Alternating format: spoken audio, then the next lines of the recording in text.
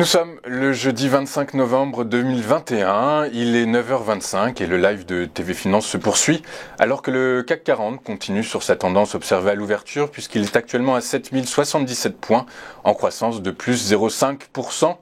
Afin de continuer à vous éclairer sur l'actualité des marchés financiers, nous retrouvons tout de suite le Flash Marché, un Flash Marché signé Florent Dubreuil, Florent qui est analyste marché chez Admirals. Bonjour Florent.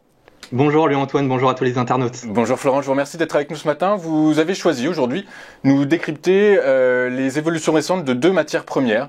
On commence avec le cours du café, le café qui se corse, puisque ce dernier a atteint un plus haut de 10 ans mardi dernier. Le cours est en effet mis sous pression par une forte demande et des problèmes d'approvisionnement, à quoi s'ajoutent des récoltes décimées par des conditions météorologiques défavorables, et ce notamment au Brésil. Le Brésil qui, je le rappelle, est le premier producteur mondial de café.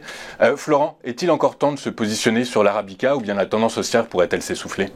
Eh bien, vous avez déjà dit beaucoup de choses, Louis-Antoine. Alors, c'est vrai que la crise énergétique mondiale et la flambée du prix du pétrole brut ont fait couler tellement d'encre ces derniers temps qu'elles ont occulté la hausse du prix d'une autre matière première qui est peut-être passée inaperçue pour beaucoup. Et cette matière première, vous l'avez dit, c'est le café, sa variété Arabica qui se négocie à son plus haut niveau depuis près de 10 ans avec une hausse de plus de 92% depuis le 1er janvier 2021.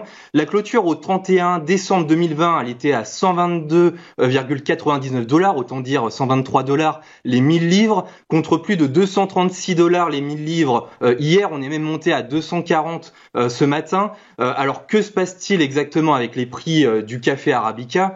Eh bien, la récente hausse des prix du café est principalement due à une baisse de l'offre mondiale qui est elle-même le résultat de la combinaison de plusieurs facteurs. Le Brésil, et vous l'avez dit à juste titre, qui est la plus grande source d'Arabica au monde, a vu sa production de café considérablement réduite cette année en raison des conditions météorologiques défavorables. Il y a eu la sécheresse au Brésil, il y a eu le gel également, et ce problème a été exacerbé par les récentes grèves des chauffeurs de camions au Brésil, ce qui a retardé la livraison des grains que les producteurs ont pu fournir. Alors naturellement, il y a d'autres pays qui produisent de l'Arabica. On peut prendre l'exemple de la Colombie, qui est le deuxième plus grand producteur d'Arabica au monde. Cependant, la Colombie, elle a exactement les mêmes problèmes que le Brésil. La Colombie a dû faire face à ses propres problèmes météorologiques. La récolte de cette année étant gravement menacée par des pluies excessives. Donc à eux deux, la Colombie et le Brésil, c'est quand même la moitié de la production de l'Arabica dans le monde,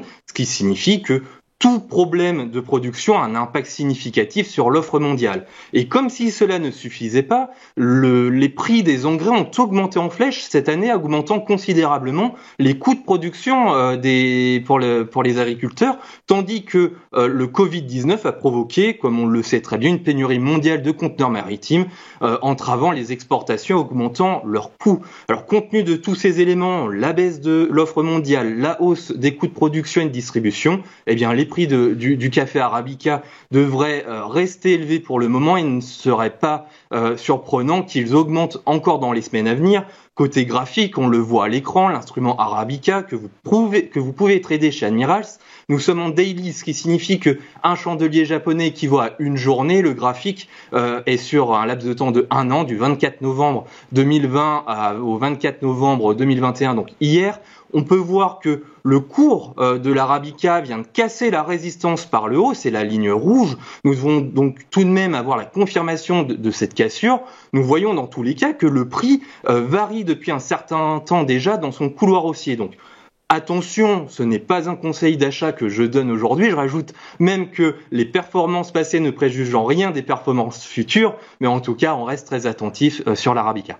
Est-ce que vous pouvez nous donner rapidement un objectif de cours éventuellement sur l'Arabica, Florent ? Non, ce serait pas mon job en tout cas, Louis-Antoine. D'accord, ok, merci. On poursuit avec l'or noir puisque, comme nous l'avons vu précédemment, une coalition de 5 pays, dont les États-Unis et la Chine, a décidé de puiser dans ses réserves stratégiques pour faire pression sur les pays producteurs pour qu'ils augmentent leur offre.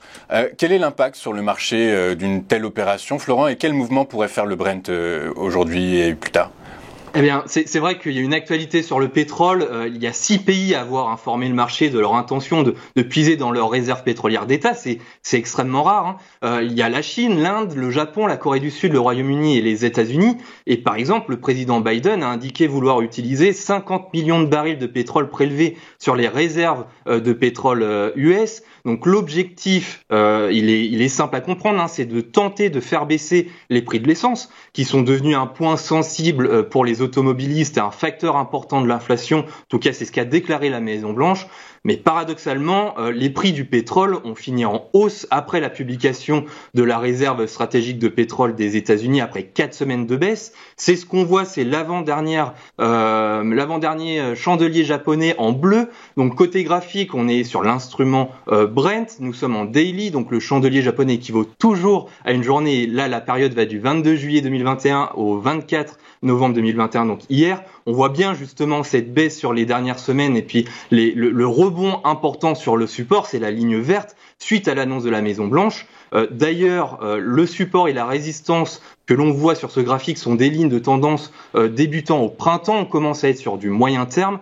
Donc là encore, on voit qu'il y a eu ce fort rebond. Hier, ça a été un peu baissier, mais très légèrement. Donc, dans tous les cas, on reste extrêmement prudent sur le Brent du côté d'Admiral. On continue d'analyser l'actualité riche sur le Brent. Très bien, merci Florent. Je note que vous êtes donc prudent sur le Brent. On finit avec le lancement de l'ETF BITO sous régulation jordanienne. Pouvez-vous nous parler un peu plus de ce nouveau produit, Florent ? Oui, bien sûr, le Antoine. Il a fait la une des actualités lors de son lancement le mois dernier, puisqu'il avait collecté plus d'1 milliard de dollars. Alors l'ETF BITO, c'est le fameux ProShares Bitcoin Strategy ETF. Et en effet, il est officiellement ouvert chez Admirals sous la régulation jordanienne. Donc pour tous ceux qui souhaitent investir dans cet ETF Bitcoin, crypto, n'hésitez pas à venir nous rendre visite sur notre site internet www.admiralmarkets.com/fr ou de contacter notre support basé en France où toutes les coordonnées sont sur notre site. Je vous remercie Florent, merci beaucoup d'avoir été avec nous aujourd'hui. Je rappelle que vous êtes analyste marché chez Admirals.